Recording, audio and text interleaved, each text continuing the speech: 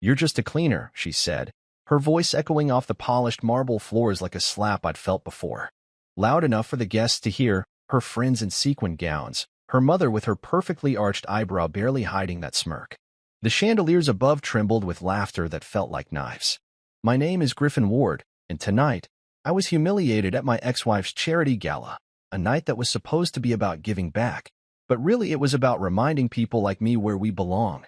I wore my best suit, black with a subtle sheen, the one I'd saved for big moments, and still I felt like an imposter. I'd pressed the cuffs, polished my shoes, and even combed my hair back like she used to ask me to do when we were together. But I could already feel the difference between us, the way her gaze slid over me like I was part of the decor. The way her mother, Mirabelle, shielded her grin behind a wine glass as if she didn't want the cameras to catch her delight. I saw the glint in Alina's eyes, the same glint that once pulled me in and now burned like acid. Security shifted beside me, their posture tense. I'd been in this ballroom enough times when I was her husband, when she'd parade me around as her plus one. Back then, I was part of the narrative she curated, the one where she was the benevolent visionary with the supportive husband. I'd cleaned up her mistakes, paid off her debts in those early days. I'd worked double shifts to help her launch her brand, carrying samples to trade shows and staying up late to format press releases. Now I was nothing but an obstacle, a cleaner, a joke. I felt my throat tighten as she stepped closer, her lipstick a crimson line slicing her face. "Griffin," she said, drawing out my name like she was tasting it. "This is a private event. We don't need the help tonight." Her voice dripped with honey, but her eyes were cold. She knew exactly how to twist the knife. She knew how to play to the crowd, to make them see me as less. Her friends, the same ones who used to share dinners with us, laugh at my jokes, beg for favors when they needed them, were suddenly strangers. Lexi, with her too-tight dress and sharper tongue, let out a giggle that spread like wildfire. "He's just the janitor, Alina. Maybe he's here to clean up the mess."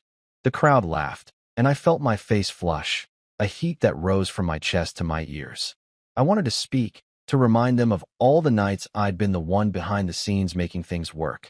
But the word stuck.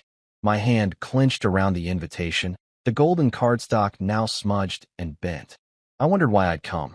Maybe some foolish part of me thought she'd look at me and remember the man who stayed up with her all those nights when her dreams were just that, dreams. The man who believed in her when no one else would. But all she saw now was someone to humiliate. I took a breath, trying to hold on to what little dignity I had left.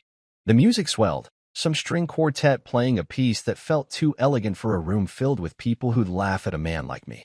I felt the weight of every eye, the collective hush that said, "Watch the janitor walk out." Then the ballroom doors swung open. The hush deepened into a silence so complete I could hear the clink of ice in a glass. Heads turned. Even Alina's smirk faltered. My eyes followed theirs, and I saw her Sloane Moreau, my wife. The woman who'd built an empire with the same grit I'd always admired in myself. Her gown shimmered like a sunrise over deep water, the color shifting with every step. But it wasn't the dress that made the room stop. It was her presence, radiant, unafraid, a force that made every other figure in the room shrink. She walked with the confidence of someone who knew every eye was on her, and liked it that way. But her eyes were only on me.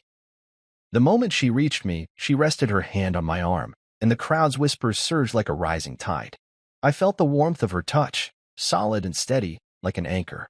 She tilted her head, that small smile that always said she was about to change the game. "Is there a reason my husband is being asked to leave?"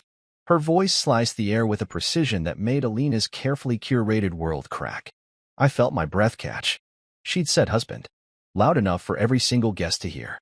Every socialite, every investor, every leech that once fed off Alina's success now stared as if they'd missed the most important detail in the entire room. Alina's lips parted, the color draining from her face. "Sloane," she stammered, "we didn't know." Sloane's smile didn't waver. "Didn't know? That's a curious oversight, considering Griffin's investments have supported several of your foundation's initiatives, considering he helped build your brand from the ground up." Her eyes, a piercing steel gray, never left Alina's. "Tell me, when did success become an excuse for cruelty?" The room fell quiet, the orchestra's strings faltering as the musicians glanced at each other. Even Lexi's laughter had died on her lips. I felt like I'd been holding my breath for years and had finally exhaled. Sloane's hand tightened on my arm, as if she knew the war I'd been fighting. For the first time that night, I felt taller. I felt seen. Alina's mother Mirabelle took another sip of her wine, her eyes darting between Sloane and me, calculating. But no one dared to speak. Sloane leaned closer to me, her voice low but strong enough to carry. Let's go. We've given them enough of a show. She turned, guiding me toward the doors that moments ago had felt like a prison gate. But now, they were an escape. A new chapter. As we walked out, I glanced over my shoulder one last time. Alina stood there, stunned, silent, small. And for the first time in years, I didn't feel the need to clean up her mess. Tonight, I was done being their janitor. I was Griffin Ward, and for the first time, I knew exactly where I belonged. When I met Alina, I thought I'd found grace. That's the word I always used, grace. The way she carried herself in rooms that would have swallowed me whole. I'd been a facilities manager then, what they called a glorified janitor. But I was proud of that title. It meant I kept things running. I fixed what other people overlooked. I kept the lights on literally and figuratively. And I'd built my little corner of the world on sweat and pride and the quiet belief that even if people didn't see me, I mattered. That I was building something solid. I met Alina Roche at a startup conference in a converted warehouse downtown. She was there with her sketchbooks and a handful of samples, dresses she'd sewn herself, hung on wire hangers because she couldn't afford the fancy mannequins yet. I'd been on site to check the HVAC system after a client's complaint. She was wearing this red blazer that made her stand out in a sea of blue suits and safe black dresses. Her hair was pinned up, but a few strands kept slipping out to frame her face. She had this spark, like she'd already decided she belonged there, even if no one else had figured it out yet. She caught me staring at one of her designs. It was a dress, simple but elegant, with a neckline that dipped just so, catching the light. "Can I help you?" she asked, her tone sharp but curious. I felt my cheeks burn. I wasn't supposed to be browsing the displays. I was the guy with the clipboard and the radio, the one who'd be blamed if the lights flickered or the heat ran too high. Just admiring the work, I'd said, trying to sound like someone who belonged. She'd smiled then, slow, like dawn, and I felt that smile in my chest. "It's my first real collection," she said. "Everyone here thinks I'm a kid with a sewing machine." Maybe they're right. She shrugged, but her eyes sparkled like she'd just let me in on a secret. That was the beginning. I started helping her in small ways, running extension cords, finding her better lighting, smoothing over complaints from the event staff who didn't like the way her table blocked the fire exit. She thanked me every time, and I pretended it was no big deal. But it was. She noticed me. She asked about my job, about the long hours, about the pride I took in making sure the place didn't fall apart. She made me feel seen. When the conference ended, she gave me her card, white with a handwritten phone number on the back. "If you're ever curious," she'd said. And I was. I called her 2 days later. She sounded surprised but happy. We went for coffee, and then for dinner. It turned into late nights on her couch, sketchbooks spread between us like maps of the future. I listened to her talk about her dreams, runway shows, magazine spreads, flagship stores. And I believed in every single one of them. When she launched her first real collection, I was there, behind the scenes, holding up the backdrop, fixing the loose stage lights, steaming the dresses one last time before they hit the runway. She introduced me as her partner, and for a moment, I felt like I really was. But success changes people. Or maybe it just shows you who they were all along. When the orders came in, the money followed. Investors, press, celebrities wearing her designs. She didn't need me to fix the backdrop anymore. She had a team for that. She didn't need me to talk her through the stress of a tight deadline. She had a manager. Suddenly, my calls went to voicemail. My texts got one-word answers. "Busy," she'd say. "Later," she'd promise. Later never came. When I visited her at her studio, she introduced me as her assistant or building manager. She'd wave a hand at me like I was part of the furniture. I'd laugh it off, because that's what you do when someone else holds the script.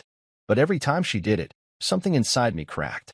The man she'd once asked for advice on font sizes for her press kit was now the guy she asked to check the thermostat. I tried to remind her.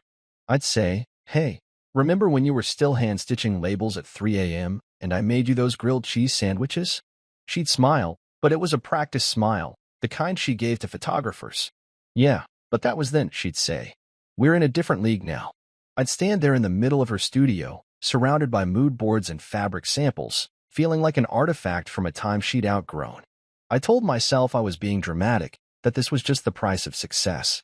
But every time she looked past me, every time she forgot the late nights and the quiet promises, it felt like I was shrinking. One day, I found an email in my inbox. It was from her lawyer. The subject line was clinical. Dissolution of marriage. I read it 3 times before it registered. She'd filed for divorce over email. After everything we built. After every late night, every small kindness I'd offered her. No conversation. No explanation. Just a letter from a lawyer who'd probably never met me. When I called her, she didn't answer. When I showed up at her studio, security told me I wasn't on the list. I left. I didn't argue. I didn't fight for attention. I took my things from the apartment we'd once shared, my books, my tools, the old coffee mug I'd kept by the bed. I took my pride, too, though it felt like a cracked shell. Her final words, delivered by her lawyer, landed like a final blow. We're from different worlds now. Don't embarrass yourself by showing up where you don't belong. I told myself I wouldn't. I told myself I'd never let her see me hurting. But the truth is, every time I passed her name on a billboard or saw her designs in a magazine, the hurt came back. It was the kind of pain you couldn't mop up with a bucket and a rag. Once upon a time, I thought I'd found grace. I thought I'd found someone who saw me. But Alina wasn't building a life with me. She was upgrading herself through me. And when she reached the top, she cut me loose like an old sponsorship. I was done being her stepping stone. But I didn't know then that life had a way of turning the tables. And that sometimes, the world you're forced to clean up is the one you're meant to rebuild. I gave her my loyalty. Every last drop of it. Every late night fixing the pipes in our old apartment because she couldn't stand the sound of a drip at 3 in the morning. Every meal I brought her when she was too busy sewing or taking calls from buyers who suddenly couldn't live without her. Every conference I tagged along to, her plus one, her assistant, her shadow, just to show her that I believed, that I saw her, that I was her partner in every way that counted. And she gave me a letter from her lawyers. I remember that morning like a wound that never healed. A Saturday, the sun shining in through the cheap blinds we'd never bothered to replace. I was still living in that same apartment, even after we'd made it big, at least she had. I hadn't wanted to leave the place where we'd started. It felt like an anchor to the man I used to be. But maybe that was the problem. Maybe I'd been too rooted in the past while she was busy building a future without me. I was drinking coffee at the kitchen table, black, the way she'd taught me. I'd learned to like it bitter, because that's what she liked, and I'd made it a habit just to see her smile when I got it right. But that morning, there was no smile. Just the quiet hum of the refrigerator and the folded letter on the table with my name typed on the front. Griffin Ward. Cold. Precise. Like it wasn't even written for me, just the ghost of the man she'd once loved. I opened it with shaking hands. The words blurred at first, swimming in the tears I refused to let fall. Legal language. Cold and absolute. Irreconcilable differences. No further obligation. No alimony. A signature from a lawyer I'd never met. No apology. No explanation. Just a line in bold at the end. Please remove your belongings from the apartment by the end of the month. I stared at it for what felt like hours. The sun shifted across the floor. A neighbor's dog barked. I read the letter again, hoping I'd misunderstood. That there'd be some small line I'd missed, some hint that this was a mistake. That she'd call me any minute now and say, Griffin, I'm sorry. Let's talk. Let's fix this. But the phone stayed silent. No buzz. No ring. Just that quiet, lonely hum of the fridge and the smell of bitter coffee growing cold. I thought about all the nights I'd spent helping her press fabric, learning the difference between crepe and chiffon, between velvet and velour. I'd memorized the names of her buyers, the ones she'd once needed me to impress. I'd helped her craft pitches for investors, even though I barely understood the jargon. And she'd repaid me with a lawyer's letter and a silence that cut deeper than any blade. Her reasoning, delivered in a single sentence by her lawyer over the phone later that week, was simple. You're not ambitious enough. That was it. For words that destroyed a marriage. For words that dismissed every sacrifice I'd made, every dream I'd shelved, every part of myself I'd given up just to see her succeed. I didn't argue. I didn't fight. Maybe I should have. Maybe I should have demanded she look me in the eye and say it herself. But I'd spent too long being the steady one, the one who never raised his voice, the one who held it all together while she flew higher and higher. And maybe, deep down, I'd known this day was coming. I packed my things in silence. A couple boxes of clothes, a stack of books, some tools she'd let me keep in the hall closet. I took the old coffee mug from beside the bed, the one with the chipped handle. It had been hers once, back when we were just two broke dreamers with a single mattress on the floor and no idea how we'd pay rent. I held it in my hands like it was the last piece of us. She wasn't home when I left. Maybe that was by design. I didn't leave a note. What could I have said that hadn't already been reduced to a line in a lawyer's email? We're from different worlds now. Don't embarrass yourself by showing up where you don't belong. Those words rattled in my head as I walked down the stairs. I'd cleaned those stairs 100 times, scraped gum from the banisters, tightened the handrails when they came loose. I'd done it all without complaint, because that's what you did when you cared about the place you called home. But home didn't look the same anymore. Home had become a place where I was no longer welcome. I didn't plan to see her again. I didn't plan to show up at any of her events, any of her photo ops. I told myself I'd build my own life somewhere else, that I'd find someone who saw me, really saw me, not just the parts of me that fit into her brand. But the universe doesn't always let you walk away clean. Every billboard, every magazine cover, her face, her name in lights. I couldn't open a social media app without seeing her smile, that same smile that used to belong to me. I wondered sometimes if she ever thought about the man who'd carried her sewing machine to that first trade show, who'd made grilled cheese at 3 a.m. when she was too tired to cook. But I knew better. Alina Roche didn't look back. She only moved forward, always forward, with a grace that felt like a knife in the ribs. I thought I'd buried her in that lawyer's letter, that I'd sealed her away in a box marked past. But fate has a way of digging up the things you think you've buried. It has a way of making sure the people who hurt you get one last chance to twist the knife. I didn't plan to ever see her again. I didn't plan to stand in a room full of her admirers and watch her laugh like I'd never existed. But life doesn't care about plans. Life gives you the stage you never wanted and makes you play the part you never auditioned for. That's how I found myself 1 year later at her gala, my name on the guest list like a dare. And that's how I learned that sometimes the final blow isn't the one they land, it's the one you survive. That's when I realized something. I wasn't done yet. She'd taken a piece of me, but she hadn't taken it all. And maybe, just maybe, I was about to show her, and everyone else, that you can't keep a good man down. Not forever. That's when the first spark of something like hope, something like defiance, caught fire inside me. And for the first time in a long time, I didn't feel like a cleaner or a building manager or a stepping stone. I felt like a man who'd taken a hit and was still standing. I felt like Griffin Ward. And I wasn't finished yet. The invitation came on a Tuesday. I remember because I was at the community center, painting a wall in the rec room that hadn't seen a fresh coat since the 90s. My hands were covered in navy blue paint, and I was humming some half-forgotten tune from my teenage years. The envelope stood out from the junk mail and donation requests, thick, gold-embossed, like it was too expensive for a place like this. I wiped my hands on a rag and opened it carefully, leaving a smudge of blue on the edge. Inside was a single sheet of heavy cardstock, cream-colored with a delicate border that made my name look like it belonged in a history book. Mr. Griffin Ward, you are cordially invited to the Alina Roche Foundation's annual charity gala. My name. On the list. For a gala that, a year ago, I'd have had to crash just to get a glimpse of. The event was being held at the Marlowe Grand, a place I'd only ever seen from the outside when I used to pick Alina up after her meetings with sponsors. Back then, I'd wait in the car, engine idling, too aware of the way the valets eyed me like I was taking up space. I turned the invitation over, looking for the catch. Maybe it was a mistake, some administrative error. But my name was there, handwritten in perfect script. Mr. Griffin Ward. That felt intentional. Like someone wanted me there. Or like they wanted to see what I'd do with the invitation.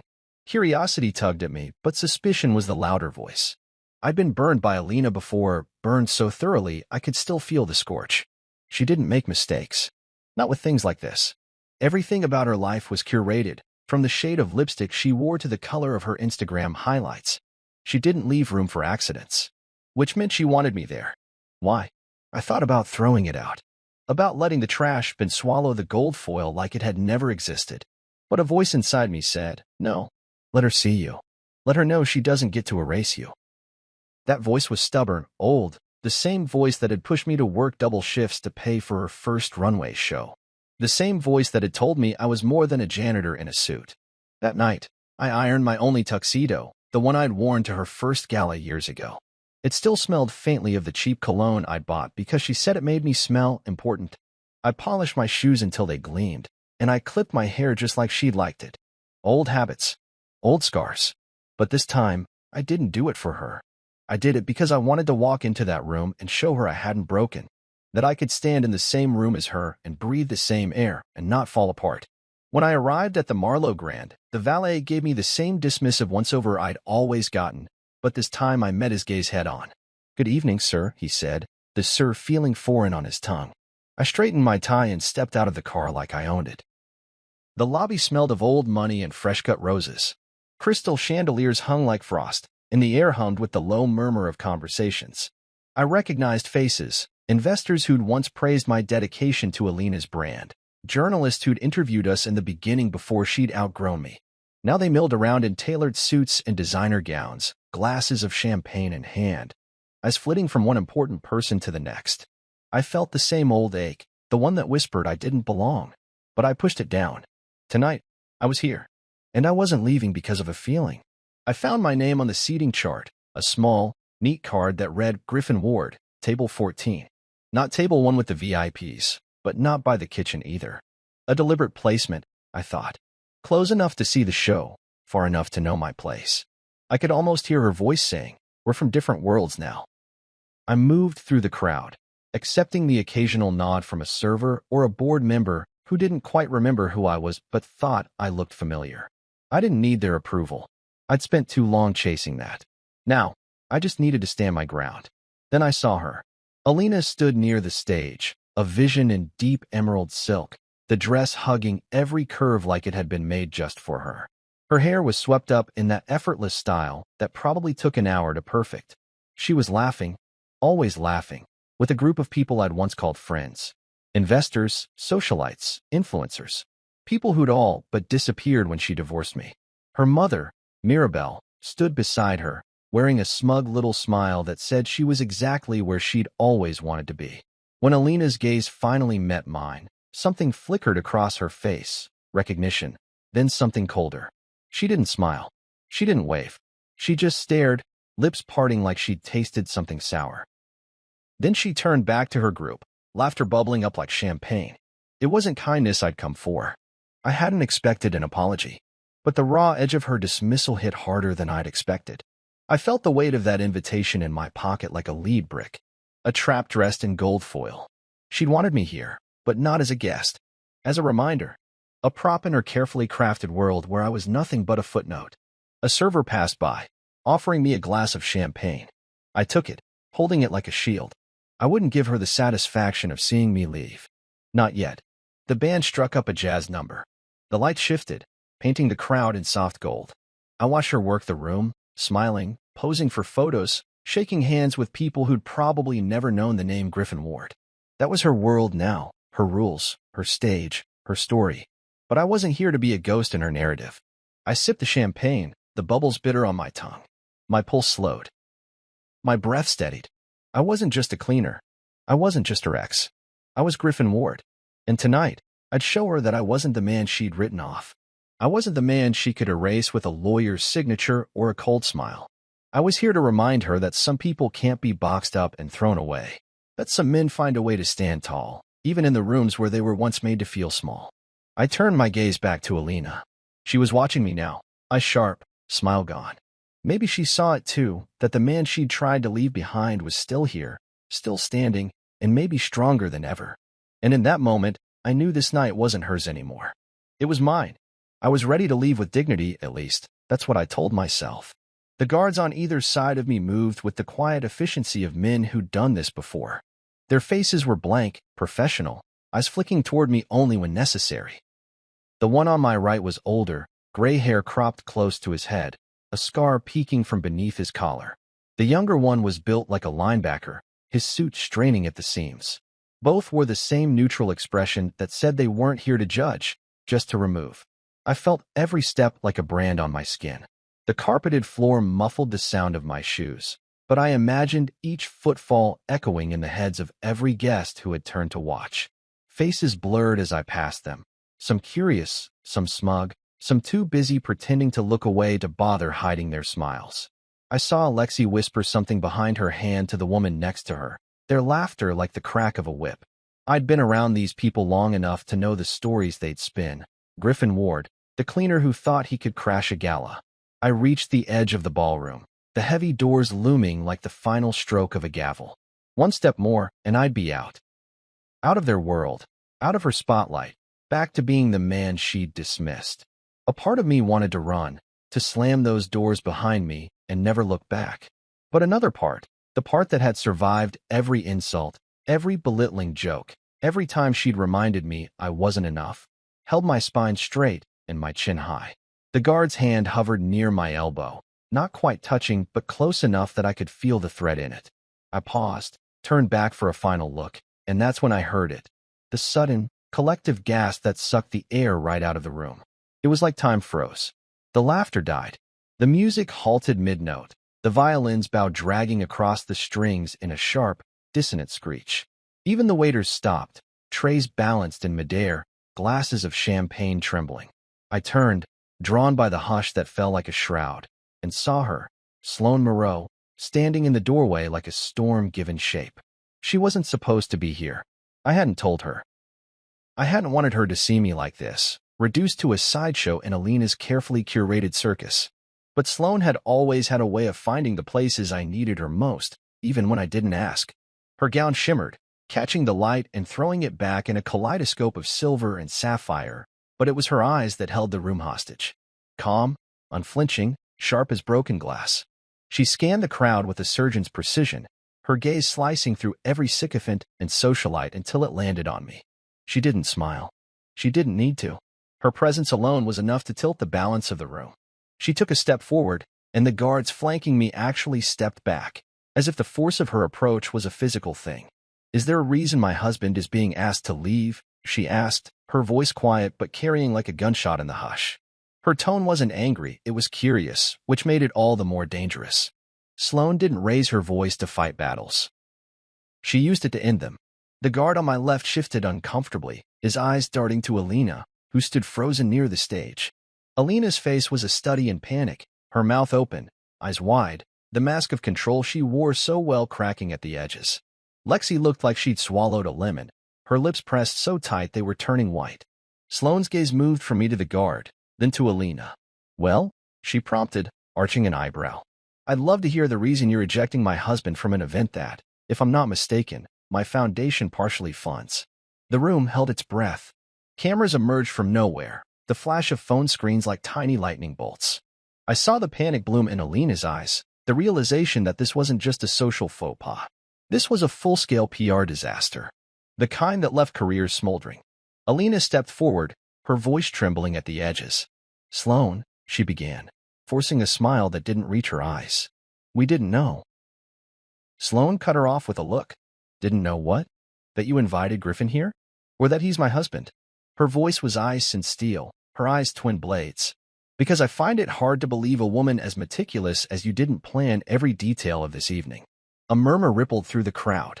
The foundation board members clustered together, exchanging worried glances. Investors whispered behind their hands. Alina's mother, Mirabelle, took a nervous sip of her wine and pretended to study the tablecloth. Alina's mouth opened and closed, no words coming out. I'd never seen her at a loss before. She was always the one with the perfect comeback, the biting remark that left no room for argument. But tonight, with Sloane's presence looming over her like a judgment, she looked small. Smaller than I'd ever seen her. Sloane moved closer, standing between me and the guards like a shield. Her hand found mine, her grip firm and steady. I felt the tension in my chest ease just a fraction. "Griffin Ward is here at my invitation," she said, her voice unwavering. "And if anyone has a problem with that, I suggest they speak to me. Or better yet, my lawyers." The younger guard looked like he wanted to sink into the floor. The older one cleared his throat, then nodded once. "Of course, ma'am," he muttered. They both stepped back, hands at their sides, eyes averted. Sloane turned to me then, her gaze softening just enough to let me breathe. "You okay?" she asked, her voice low so only I could hear. I nodded, the tightness in my throat making it hard to speak. But she saw it. She always saw it. She lifted her chin, turning back to the crowd. "Now, if we're done with the theatrics," she announced, her voice smooth and commanding. I'd like to enjoy the rest of the evening with my husband." The finality in her tone left no room for argument. The crowd parted as she led me back into the ballroom, her arm linked with mine. I felt every eye on us, every whisper trailing behind like smoke. But I didn't care. I wasn't walking out with my head bowed. I wasn't leaving as the cleaner, the joke, the man she tried to erase. I was leaving as Sloane Moreau's husband. And for the first time in a long time, I felt like I wasn't alone. As we walked past Alina, I caught her gaze, something between fury and regret simmering there. I didn't smile. I didn't gloat. I just looked at her, and for the first time in a long time, I saw her for who she really was. Not the queen of the ballroom. Not the woman who'd built her empire on my back. Just a scared little girl who'd finally lost control of the game. And that was enough. She didn't raise her voice. She didn't have to. Sloane's presence alone demanded attention, a silent authority that reached every corner of the grand ballroom. Her name did the talking, echoing through the hush that had fallen like a thick fog. The air itself felt electric, every guest. Alina's carefully curated network of influencers, investors, and hangers-on, watching, waiting to see what would happen next. For the first time all evening, I felt like the room was holding its breath, waiting for a verdict. Alina froze on the spot. Her emerald dress, once the center of every gaze, now looked like a costume, a shield she'd thrown over the truth. Her lips parted, but nothing came out. I almost felt sorry for her. Almost. Because in that moment, every lie she'd ever told, every slight she'd ever aimed at me, every time she'd pretended I was just the janitor, it all came back to haunt her. Lexi, always the faithful echo to Alina's cruelty, stood beside her with her mouth hanging open, eyes darting nervously from Sloane to the guests to Alina and back again. The entire room felt like a stage waiting for the next act, and Sloane was the only one holding the script. She walked with unhurried grace toward me, the click of her heels a metronome that marked the slow, deliberate pace of her victory. When she reached me, she took my hand in hers, a simple gesture that felt like a declaration. She turned to face them, her gaze sweeping across the crowd, challenging anyone to dispute what she was about to say. "You're dismissing Griffin Ward," she said, her tone calm but sharp enough to cut glass. "My husband." The word rang out like a bell, shattering any illusions that lingered in the air. A collective gasp followed, like the whole room had been punched in the gut. "The man who's half the reason this event exists," she added, her eyes locking on Alina's. You could almost see the puzzle pieces falling into place behind the eyes of every guest. The gasps turned to murmurs, the kind of low hum that spreads like wildfire at events like this, powerful enough to ruin reputations before dessert was served. Lexi's lips quivered, as if she wanted to speak, but didn't know how. Even Mirabelle, Alina's mother, looked like she'd been slapped. Her wine glass trembled in her hand, the red liquid inside trembling dangerously close to the rim. Alina managed to find her voice, though it was thin and trembling. "Sloane, I didn't know." Sloane held up a hand, and Alina fell silent. "Didn't know?" Sloane repeated, her tone almost pitying. "That's interesting. Considering your foundation's financial statements include significant contributions from the Reed Moreau Foundation, my foundation." Her gaze shifted, sweeping over the board members, the investors, the VIPs who had smiled at Alina all night. "Every year, Griffin and I donate to causes we believe in: youth centers, shelters, medical aid. And yes, even to this foundation." She let that sink in, her gaze unwavering. Alina's face drained of color, her foundation cracking beneath the weight of the revelation. She looked like a puppet with its strings cut.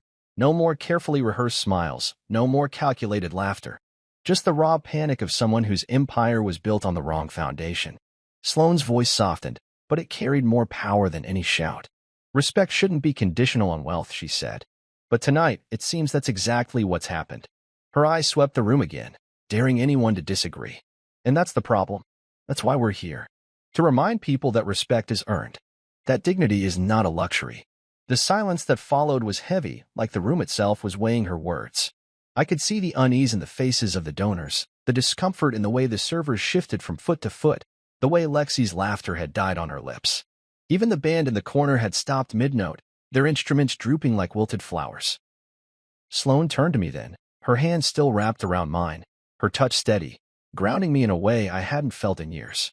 "Griffin Ward is my husband," she said again, her voice firm, each word deliberate. "He's the reason I even knew about this foundation. He's the reason I supported it in the first place. She turned back to Alina, her eyes like steel. And tonight, you tried to throw him out like trash. The Foundation's board members shifted uncomfortably, their eyes flicking between Sloane and Alina like children caught in the middle of a family argument. I watched them, the same people who'd once laughed at my jokes, called me a friend, then turned their backs when Alina did. Now they were seeing me, really seeing me, and it wasn't a janitor's uniform they saw. It was a man who'd once believed in them, a man who'd helped build the walls they were hiding behind. Alina opened her mouth again, but nothing came out. Her eyes darted around the room, looking for an ally, but the room had turned. Her stage was gone. Her audience had changed. She built her world on rules she thought she controlled. But tonight, Sloane had rewritten those rules. Sloane's hand squeezed mine, and she leaned in, her voice low but firm enough for everyone to hear. You have a choice, she said to Alina. You can keep pretending you didn't know who Griffin was. Or you can own the fact that you tried to humiliate the man who helped build this place. But either way, we're done here. She straightened, her eyes never leaving Alina's. I won't fund a foundation that treats people like that. The Reed Moreau Foundation will be redirecting its annual donations, unless this committee is restructured. Effective immediately. It was like a bomb went off in the room. Gasps turned into frantic whispers. The board members shifted into overdrive. Calculating, weighing, trying to figure out which side of the line they needed to stand on. Lexi's face crumpled, her lips parting in disbelief. Mirabelle's hand trembled, her wine glass tipping just enough to send a crimson drop onto the white tablecloth like a bloodstain. Sloane turned to me, her eyes soft now, her thumb tracing the back of my hand. Let's go, she said, her voice low enough that only I could hear. We've made our point. As we walked away, I didn't look back. I didn't need to. The room behind us was no longer mine to clean up. It was hers to fix or let crumble.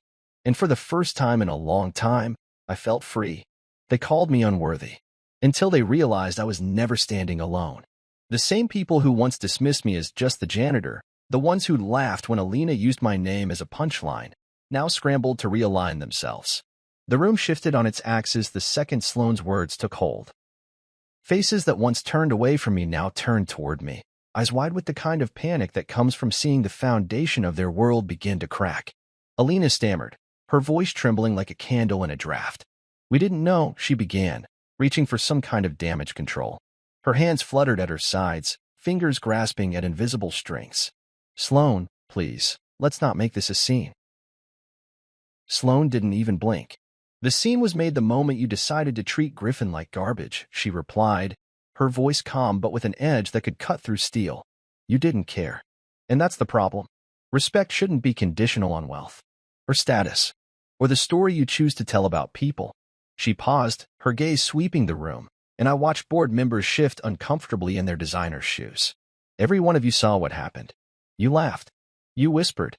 You took pictures on your phones. You wanted to see him humiliated.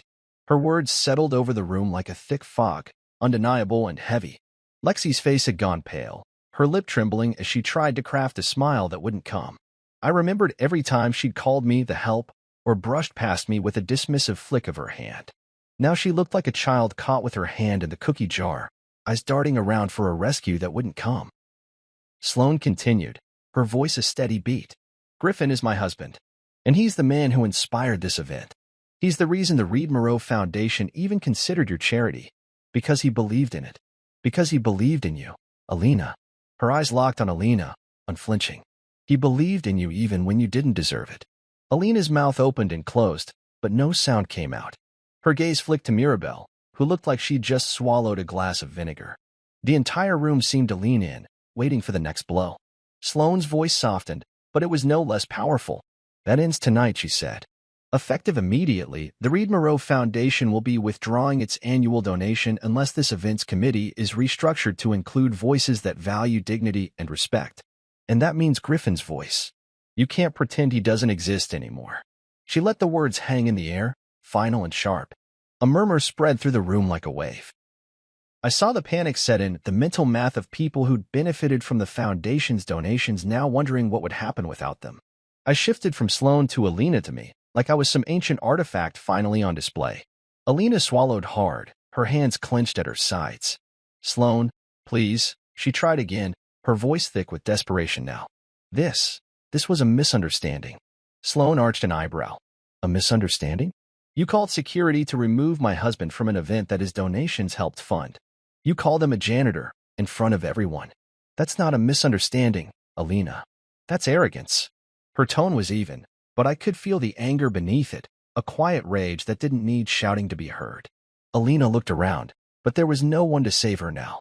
Even Lexi had taken a step back. Her expression shuddered. Mirabelle opened her mouth as if to speak, but Sloane silenced her with a glance. The room waited, breathless. Then Alina did something I never thought I'd see. She took a step forward and said, "Griffin," she hesitated, the words sticking in her throat. I didn't mean for it to go this way." I met her gaze, and for the first time in years, I saw the woman I'd fallen in love with, a spark of the girl who'd once sketched dresses on napkins and dreamed of changing the world. But it was too late. The years had hardened me in ways she could never understand.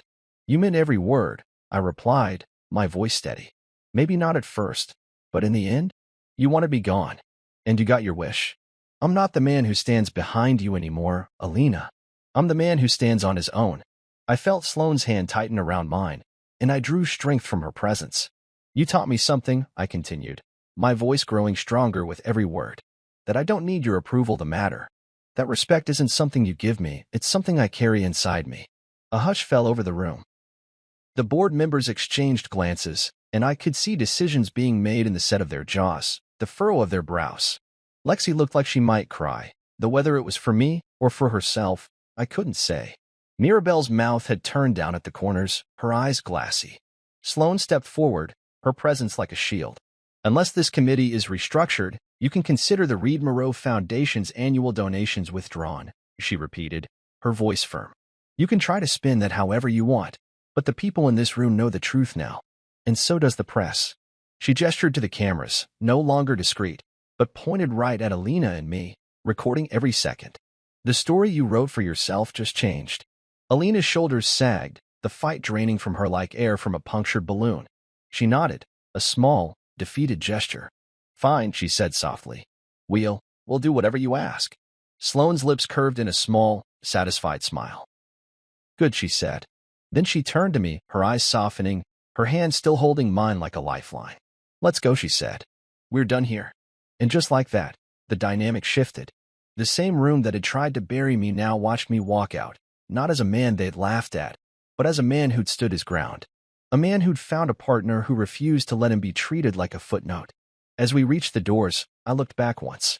Alina stood there, surrounded by the wreckage of her empire, shattered illusions, cracked alliances, in a room full of people who now saw her for what she was. A woman who'd tried to rise by stepping on the backs of others. And tonight, she learned that some people can't be trampled. I turned away, my head high. I wasn't leaving broken. I was leaving free. And that was a kind of victory no one could ever take from me. She didn't apologize. And I didn't need her to. Her silence was enough. After that night at the gala. After Sloane's words had broken the illusion Alina had so carefully built, there was a strange peace that settled over me. Like I'd been holding my breath for years, and finally let it out. The days that followed were a slow exhale of everything I'd carried, all the memories, all the scars. Emails trickled in. Not from Alina herself, she wouldn't have dared, but from her assistant, from her mother, even from Lexi. Polite, measured lines crafted to salvage the scraps of her reputation. There was a misunderstanding. We didn't realize.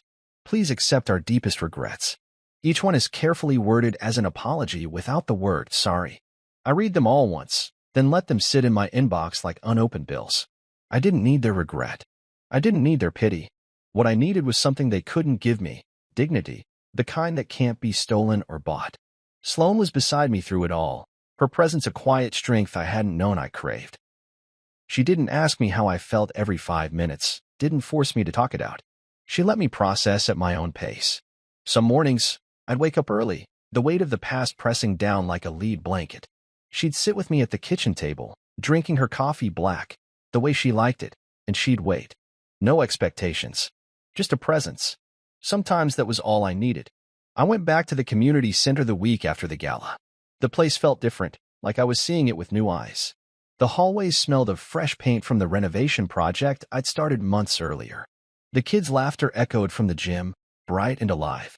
This place was mine in a way that Alina's world never was. Here, People knew me as Griffin. Not as the ex-husband of a famous designer. Not as the janitor who didn't know his place. Just Griffin. The man who showed up. The man who fixed what was broken. I sat with Mrs. Dina, the director of the center, going over the plans for the youth mentorship program I'd pitched last year. She had lines on her face from years of worry and wisdom, and she tapped her pen on the table in that way she did when she was thinking. Griffin, she said, her voice warm but firm, that grant you and your wife pledged came through this morning. I can't tell you what this means for us. Her eyes glistened. 6 new programs. 6, Griffin. Do you know how many kids that will help? Hundreds. I felt a lump rise in my throat, and I had to look away. It wasn't just the money, though that was part of it.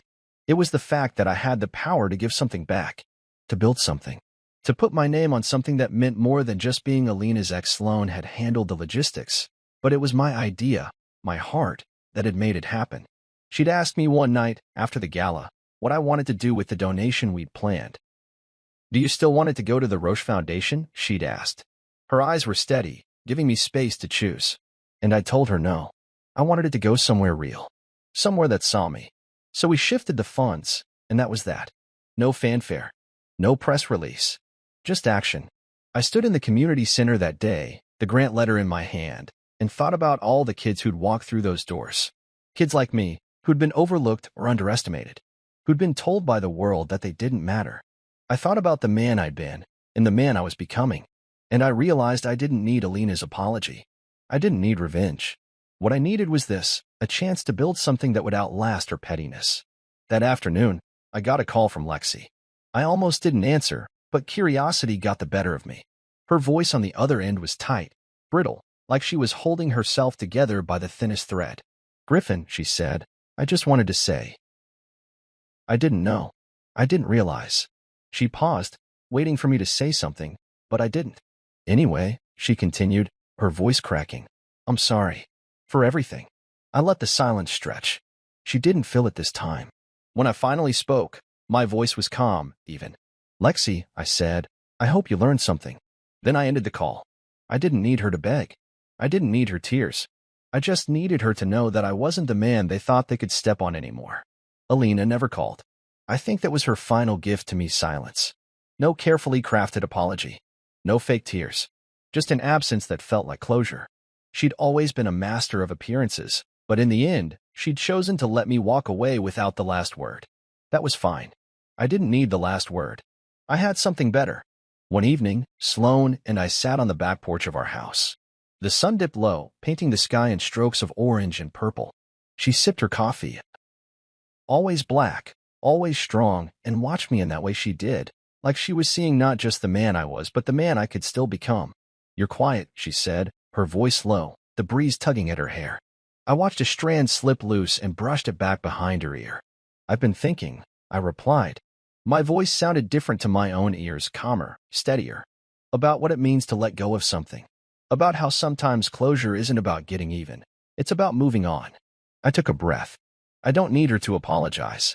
I don't even need her to understand. I just need to know that I'm more than the way she defined me. Sloan smiled then, soft and proud. You've always been more, Griffin. She just couldn't see it. But you? You see it now. She leaned in, pressing her lips to my cheek, warm and gentle. That's what matters. I let her words sink in, the weight of them like a balm on old wounds. Because she was right. I did see it now. I saw the man I'd become. The one who stood up in a ballroom full of people who'd once laughed at him. The one who walked out of that room holding his head high. The one who'd built something real, something lasting, in the community center where the laughter of kids was worth more than any designer dress or headline.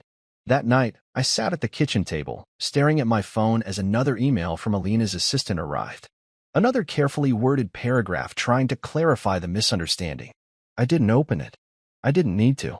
I slid my phone across the table and met Sloane's eyes. You know what's funny? I said. I think I'm done being angry. I think I'm just done. Sloane reached across the table, her hand wrapping around mine. Good, she said. Because there's a world out there waiting for you. A world you get to define now. On your terms. And in that moment, I realized that was the best kind of closure I could ever ask for. Not revenge. Not an apology.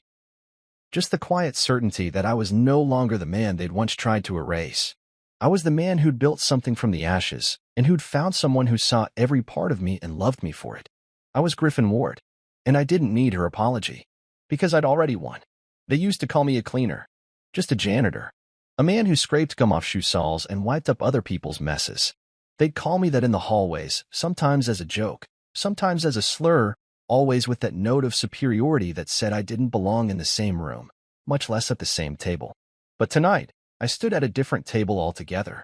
This time, I wasn't the plus one or the assistant or the man people forgot. I was Griffin Ward, co-founder, husband, and builder of futures. And I'd earned every step that led me here. Sloan and I didn't flaunt our wealth, but we didn't hide it either. At the gala tonight, our gala, I walked in beside her, not behind her. Her hand in mine, her presence a force that shifted the air wherever she went. But I wasn't in her shadow anymore. I'd found my place, and it wasn't at the back of the room with the staff. It was right beside her, where I belonged. The room was filled with people I once thought of as untouchable. Investors, CEOs, philanthropists, the same crowd that had watched me get escorted out of Alina's gala like I was the help. Some of them wore the same clothes, the same forced smiles. But tonight, those smiles weren't so quick to slip. Tonight, they saw me differently. Some didn't recognize me at first. Maybe the tailored suit, the way I carried myself. Maybe the way Sloan held my hand like it was the most natural thing in the world. But when they read my name on the program, Griffin Ward, co-founder of the Reed Moreau Foundation, they paused. And they looked. And they wondered. Sloan gave the opening speech, as she always did, polished and heartfelt. She thanked the donors, the volunteers, the staff. She spoke about the new youth programs we'd funded, the community centers we'd rebuilt, the shelters that now had warm beds because of this night. She spoke about the future, and every time she said, "we," her hand would squeeze mine, reminding me that I was part of that future. Her words weren't just beautiful, they were honest. And when she introduced me, I felt my throat tighten. I stepped up to the podium, the lights brighter than I remembered, the crowd a sea of expectant faces. I took a breath, steadying myself the way I used to before facing Alina's endless critiques. But this wasn't her world anymore. This was ours. And I'd earned every word I was about to say. "Thank you," I began, my voice steady, my eyes scanning the room. "Thank you for being here tonight, not just for the foundation, but for the people this foundation serves. I stand here tonight not as a man defined by what others saw in me, but by what I chose to see in myself." A murmur went through the crowd. I let it settle before I continued. "Some of you might know me from a different chapter of my life," I said, letting the old bitterness drift away like smoke. A chapter where I was called a cleaner, a man who belonged in the background. And for a while, I believed that. I believed my worth came from what others saw in me. I let other people's definitions shape who I was. I paused, letting my gaze find Sloan's in the front row. Her eyes held me steady. But then I realized something. I continued. "Your title isn't your worth. Your worth is what you build, who you lift, and how you show up when no one's watching. It's the hands you hold in the dark, the nights you spend fixing what's broken, the belief you carry when no one else does. That's what matters." A hush had fallen over the room. I could see it in the way the guests leaned forward, the way their eyes didn't dart to their phones. They were listening, really listening. "I stand here tonight as a man who once swept floors," I said, my voice stronger now, every syllable carrying the weight of my journey. "And I'm proud of that, because every floor I swept taught me to see the cracks in the walls. Every stain I scrubbed taught me that some marks don't come off easily, but that doesn't mean you stop trying. And every time someone looked past me, it taught me to look people in the eye. I let the silence stretch, every second a thread tying the room to my story. So tonight, I want to say this," I finished. "You can call me what you want, but I answer to Griffin Ward, co-founder, husband, builder of futures. And I stand here not because I demanded a seat at the table, but because I built my own." Applause rose then, not polite or hesitant, but real. I felt it in my bones, the sound of people who saw me now, not the man I used to be. Sloan was on her feet, her eyes shining. And in that moment, I felt a peace I hadn't known in years. Because the victory wasn't in the applause. The victory was in never needing it. After the speeches, Sloan and I moved through the crowd. People shook my hand, some with cautious smiles, others with the kind of respect that can't be faked. A few even apologized, though I didn't need to hear the words. Their eyes said enough. Alina wasn't there, of course. Her name hadn't been on the guest list. I doubted she'd have come even if it was. Her world was built on different rules, and maybe she'd never understand the kind of victory that comes from standing up after being knocked down. But I hoped, somewhere, she'd heard about tonight. I hoped she knew that the man she'd once dismissed was now the man people came to for inspiration. Not because of a title or a checkbook, but because I'd proven that respect wasn't something handed to you, it was something you earned. Later that night, Sloane and I slipped out to the balcony overlooking the city. The light stretched out like a map of possibilities, each one a story waiting to be written. She leaned against the railing, her hand brushing mine, and we stood there in comfortable silence. "You did good tonight," she said, her voice low, warm with pride. I smiled, turning to her. "We did good," I corrected. "You've always seen me, Sloane, even when I couldn't see myself." She reached up, her thumb brushing my cheek. "That's because you were always worth seeing," she said. I pulled her close then, feeling the strength in her arms, the quiet power of a woman who'd chosen to stand beside me, not in front of me or behind me. "Thank you," I whispered. Not just for tonight, but for every day she'd been there, holding me up when the weight of the world threatened to crush me. As the city lights sparkled below us, I realized that my name, Griffin Ward, wasn't just a name anymore. It was a legacy, a promise, a reminder that no matter where I'd come from, I built something real, and no one could take that away. I wasn't the cleaner anymore. I wasn't the man she tried to erase.